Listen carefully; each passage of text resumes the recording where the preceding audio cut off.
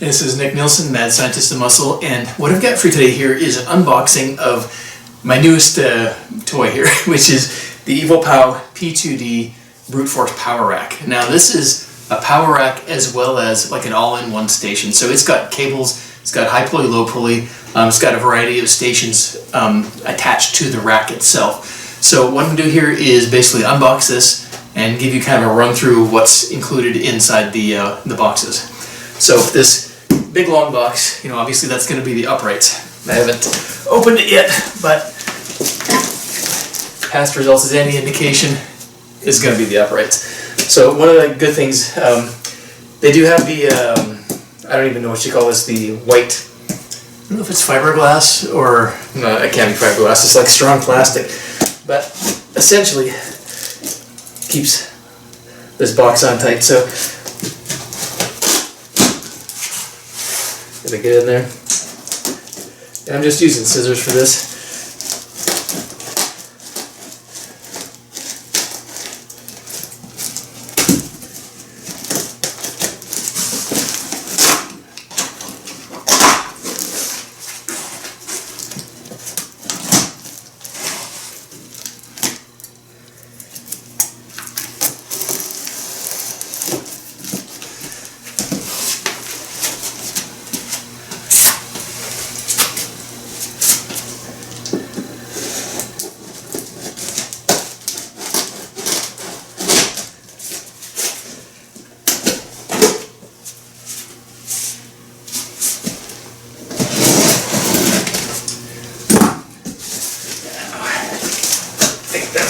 Almost got it here.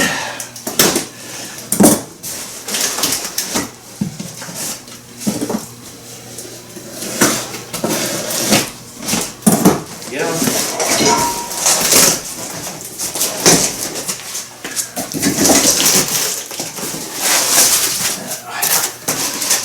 So, like I said, here's the upright, first one. I'll just pull this apart and then stand up against the wall so you will see exactly what's in here. So this is going to be a pretty good size rack. It's probably going to end up being maybe not something that you do full overhead stuff with. You probably want to step outside the rack to do full overhead work here. But this, all the wheels for the pulley, looks like a big long plastic sausage. Set that over here. Here's the other post.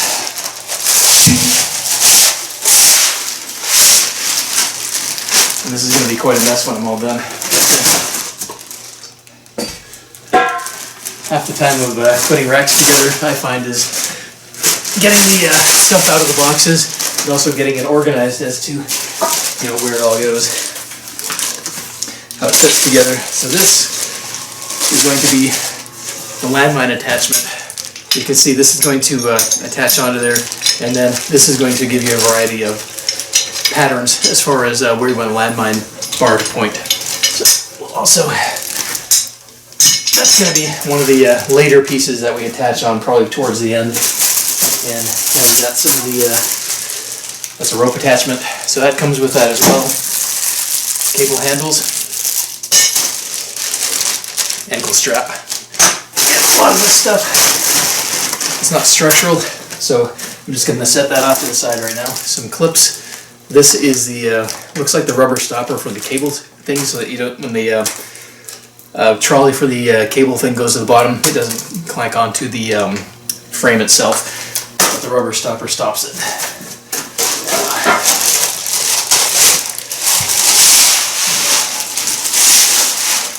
Upright post.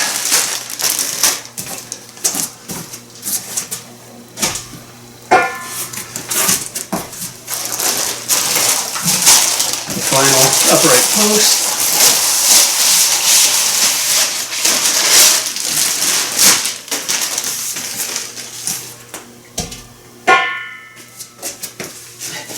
And the silver bit, this I'm assuming is the where the trolley for the cable plate loaded cable thing goes.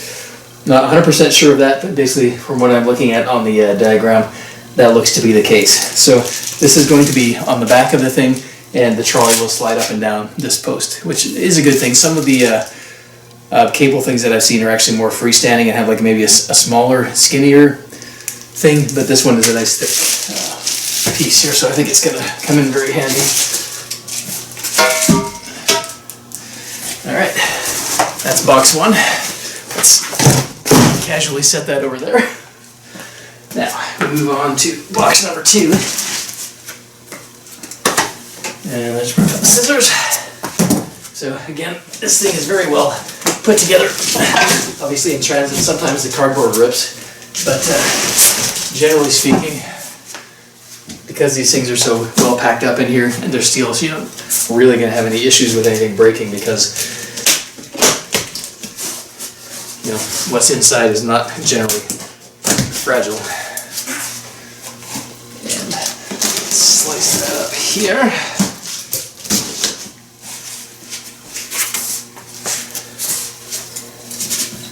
Get the final one.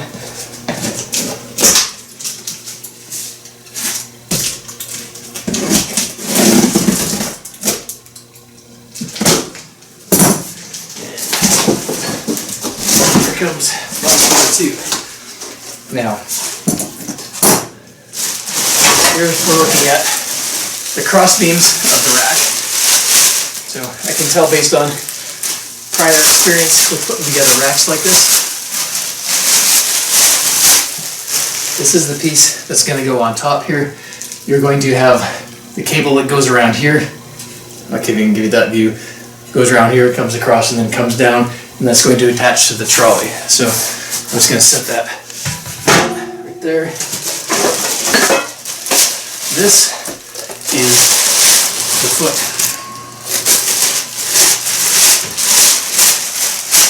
Tuck that there.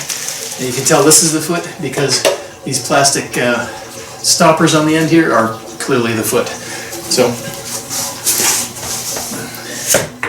this is good quality gauge steel. I can tell by them when I'm grabbing it here. Okay, we got pull down bar. That'll go over with the stuff that I put on towards the end, the accessories. Looks like, okay, yeah, we've got another short, like push down handle. Can go there. These are the band pegs. So these go on the bottom of the power rack, so that when you're doing band training, it's very easy to attach these actually onto the frame of the rack so the bands don't slip. Now again, this is going to be something that's towards the end as I'm putting this all together, because it's not structural, it's not something you need to worry about straight away. Here we got a J-hook. I'm making like a pile of garbage over here.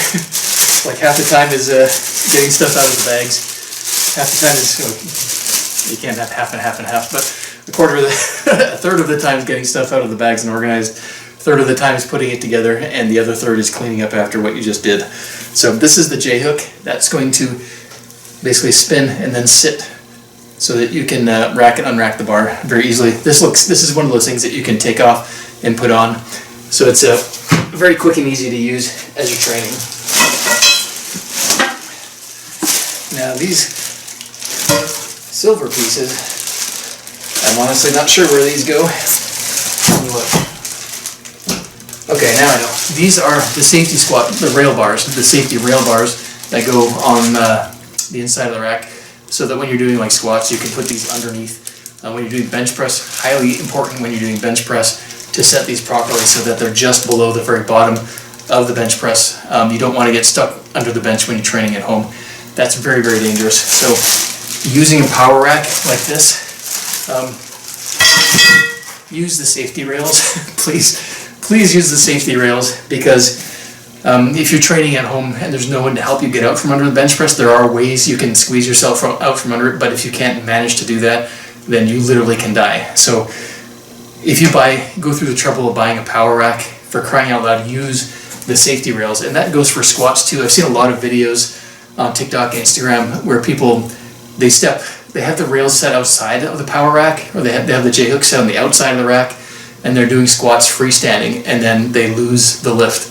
And it's like, I'm sorry, but you might be strong, but you're pretty dumb if you don't squat inside the rack that is basically standing and looking and staring you right in the face. If you need to dump a bar on the rails, it's easy. I've done it a million times. If you dump the bar, you know, behind you, there's a technique to that. If you can't manage it right, or you lose the lift forward, you can literally get your head crushed by the bar. You know, don't do that. Do it inside the rack using safety rails. It's, you know, it's common sense, but that sometimes is very elusive. So here is some more band pegs. We'll set those to the side.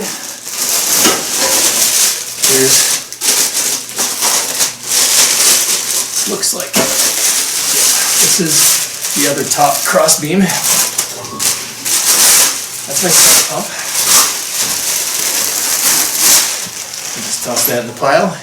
So this is the other cross beam where it's going to be like that again.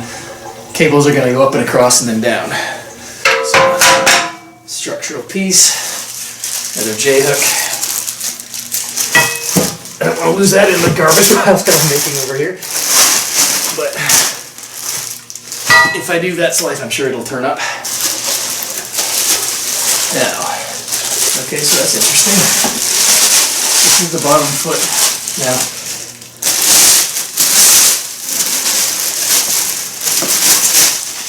this kind of thing does happen sometimes. I've seen it in a few racks that I've got where these plastic feet kind of get munched a little bit in transit.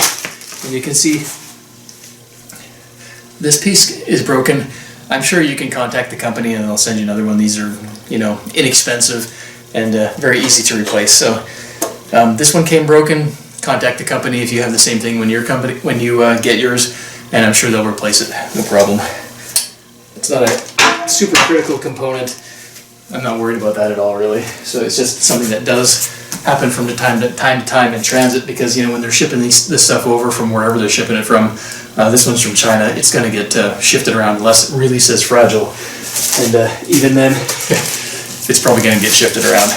So these are more structural pieces to go with the cable pulley. Set those there, and this is, I honestly have no idea what this is. Oh wait, now I got it. This is the foot plate for doing like a seated row station. So this is going to attach on here. You'll set your feet on here, and the pulley is going to come out so you can do low pulley seated cable rows. That'll be, again, towards one of the final pieces I put together. It's not fully structural, so it's going to be one of the accessories that goes towards the end. Alright. Box number 2 down.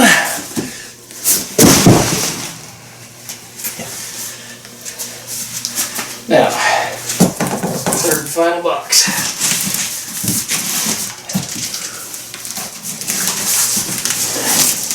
Now, when you're first getting this, the boxes are pretty heavy. So when I was carrying these down to the basement, I was on my own. I'd recommend normally a team lift for this, as in, you know, get somebody to help you carry this if you're carrying it downstairs or upstairs or wherever you're putting this rack. These pieces are pretty heavy unless you're pretty strong, and I've got a technique basically for doing this without being chased down the stairs by, you know, massive pieces of equipment, like it happened to me with the treadmill, actually. Even though we were team lifting it, got it 3/4 of the way up the basement stairs, and I lost my grip on it, and literally the thing chased me down the stairs. I had to tell the guy who was carrying it down with my nephew Jonah, said, hold on as long as you can, I'm going to make a run for it. And I literally dropped the end of the treadmill and ran down the stairs, and this 300-pound treadmill chased me down the stairs, hit the bottom, took a giant gouge out of the concrete, and that was that. We did manage to finally get it outside and shipped out, but man, you know, when you see it's coming, when you feel your grip slipping, that's when you know for some things you really do need a team lift, and you need to be very careful. So that was fun, and I hope to never be chased downstairs by a treadmill ever again.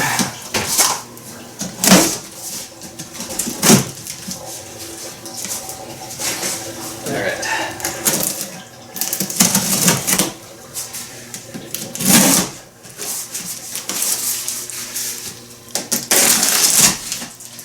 So, alright, I think we're done with that. So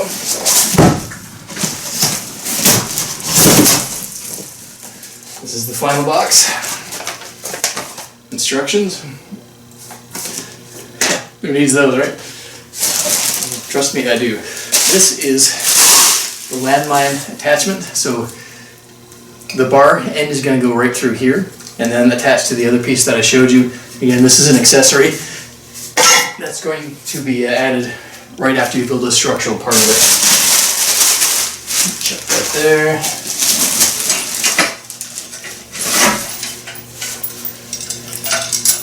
Interesting.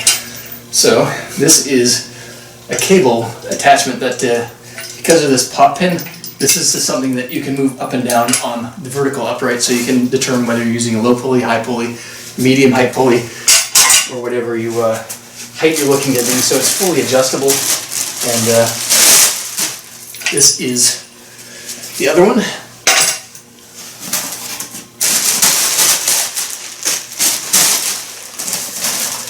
Cable. That's something that will be done after the structural pieces are all together.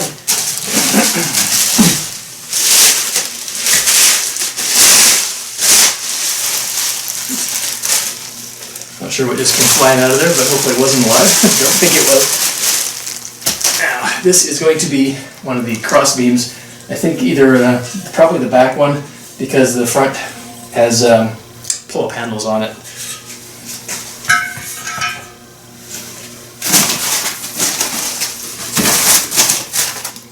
Check that. Well, this is going to take some cleaning up when I'm done.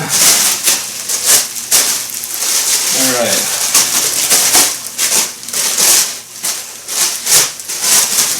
Dip handles. Looks like you got two hand positions for this, which is good. It's always good to have more options.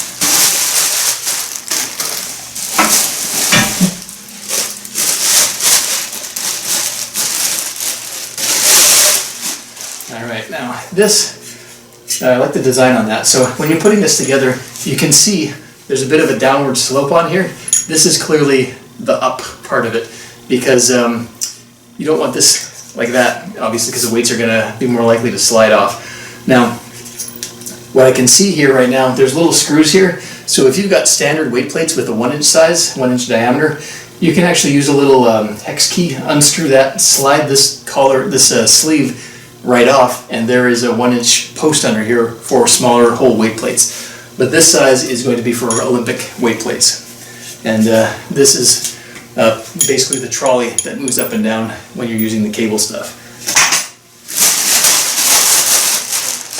So you need a shovel to clear this stuff out once I got this all unpacked.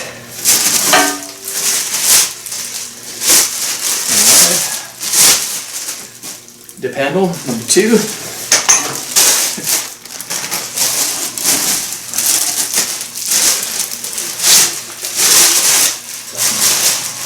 This is not for vampires. This is for weight plate storage. So this is going to attach to the bottom frame, and then you're going to be able to store weight plates basically off the rack itself. So they're going to not be hanging on the back of the rack, but just kind of off to the side. I remember seeing that in the diagram. So that's a good way to store plates.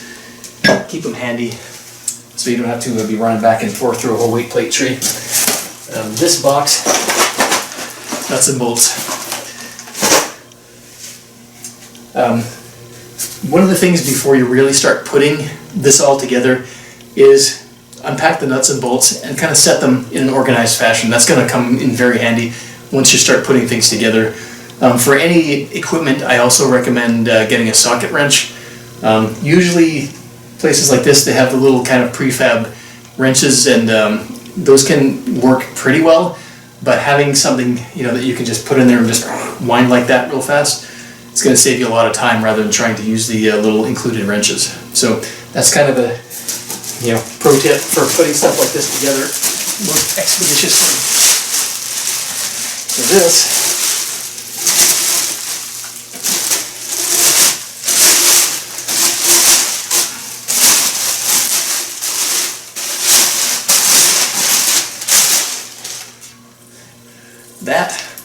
I can tell you is the back piece right here. Now I think it's going to go that way. Usually when you have hooks like this, that's for handle storage. So I don't know if you can maybe see, but these little hooks are going to give you a place to hang your pull down attachments, like your bars and your handles and stuff like that. Now the cables are going to come across here, and then down the middle is, you know, where that's going to be. So this is one of those cable things where it's basically coming in from both sides, but it's going to lift just the center. So if you're doing cable crossovers, it's going to be different leverage than if you're just using like a push down or pull down on one side. So how you load the plates on here is going to be a little bit different based on which exercise you're doing, whether it's two pulleys at the same time or just one pulley at one time. But you can see this piece right here is bent in. Using a little wrench should be able to straighten that out pretty easily. This is where those wheels are going to come in, and you will need to make sure that there's enough space in there. But another thing to keep in mind, when stuff is bent, usually if you've got a good wrench, you can straighten it out pretty well on your own, and you don't need to, like, you know, ask the manufacturer to send you another crossbeam piece. But you know, if you desperately needed it, if something was snapped off or broken, again, I'm sure they would be more than happy to send you a replacement. And when they first sent this to me, it only took, I think, like 3 or 4 days to get the entire box, this entire mess shipped to me. So even a replacement piece, I don't think is going to take you very long to get. All right.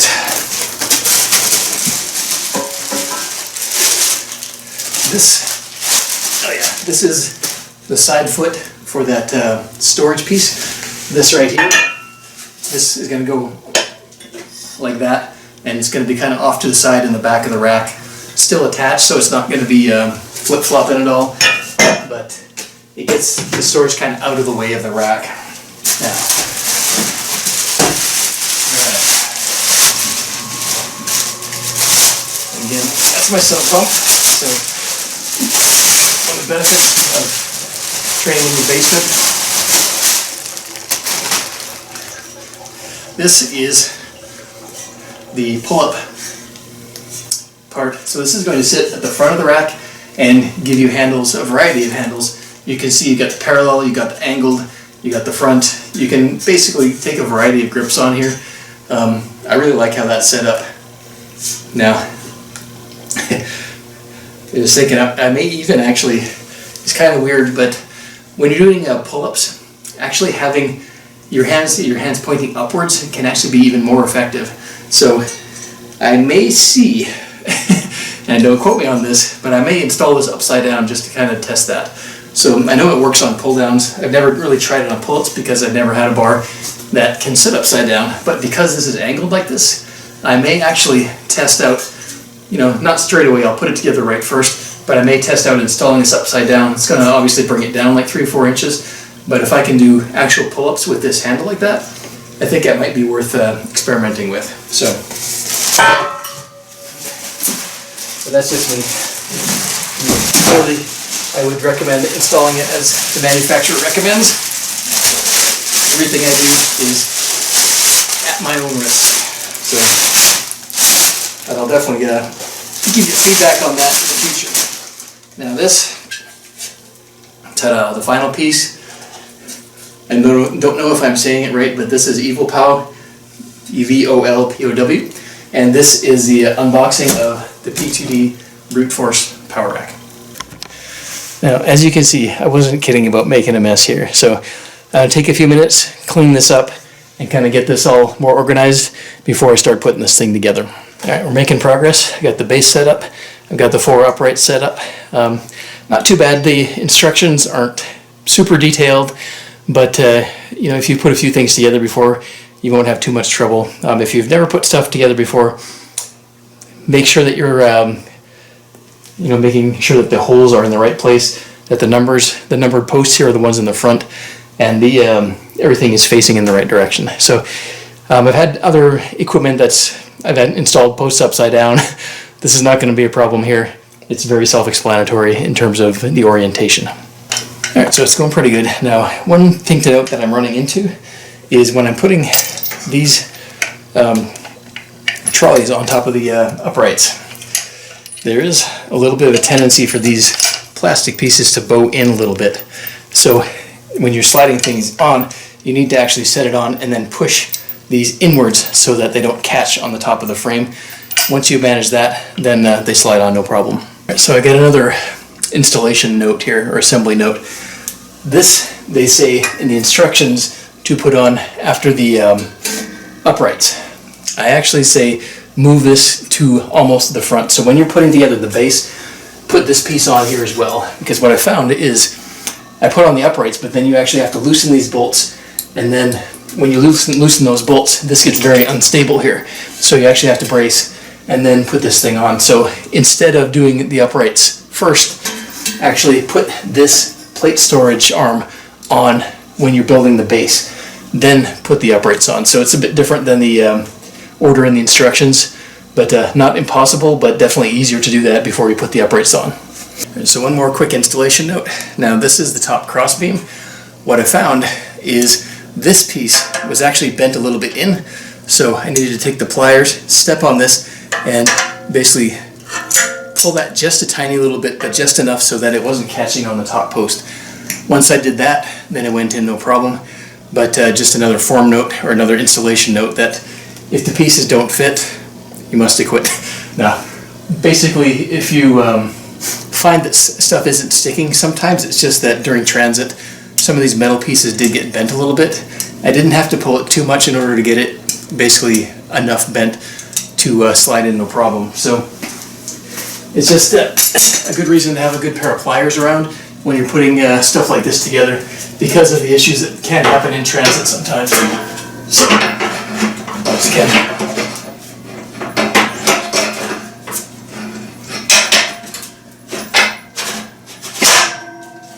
So that fits in now, no problem at all.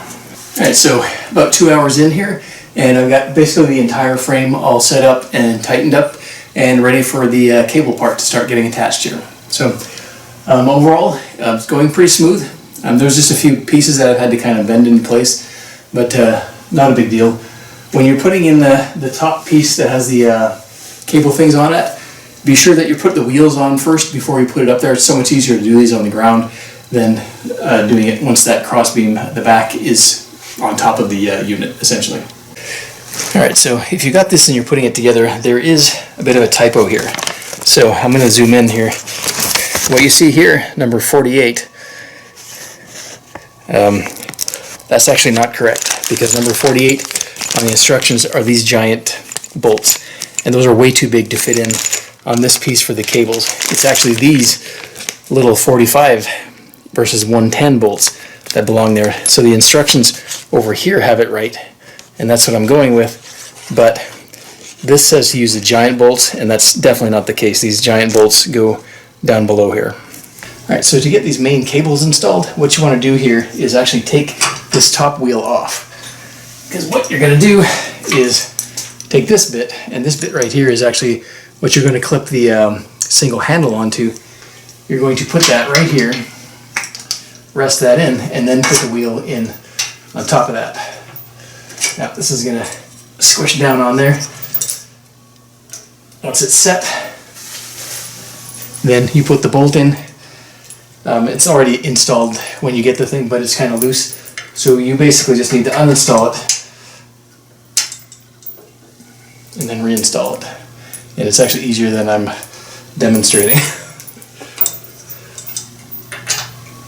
You just got to make sure that you line up the holes properly.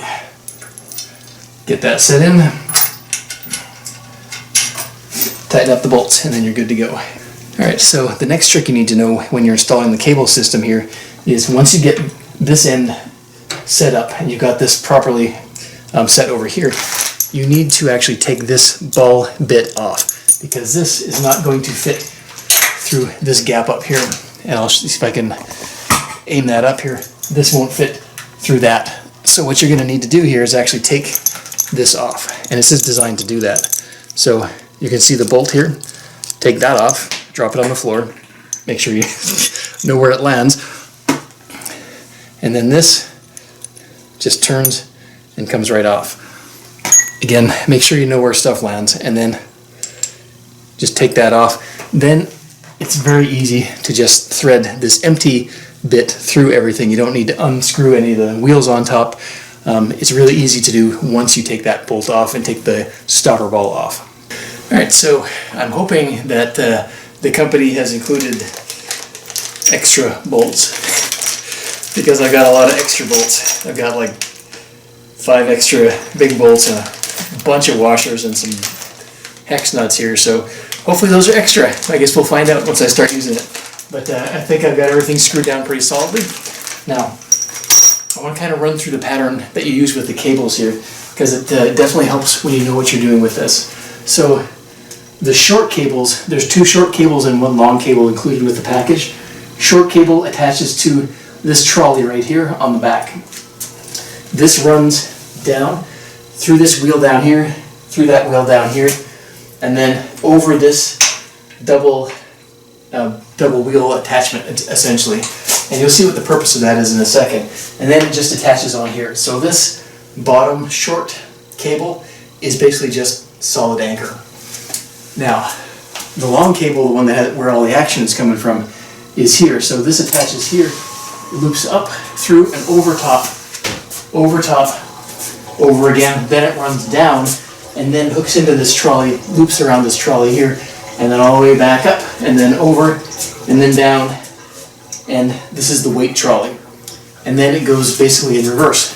So it comes through the weight trolley, goes up, over, across, and down, hooks onto this weight trolley, or in this, I guess leverage trolley, you might call it, 2-wheel thing, back up, over and down, and then attaches on here. So this cable, the bottom cable, also anchors, and then this cable is the action cable. So as you're doing this, you know, there's no weight on there obviously, so it's not going anywhere. But you lower this down, and that comes up. And if you're using both at the same time,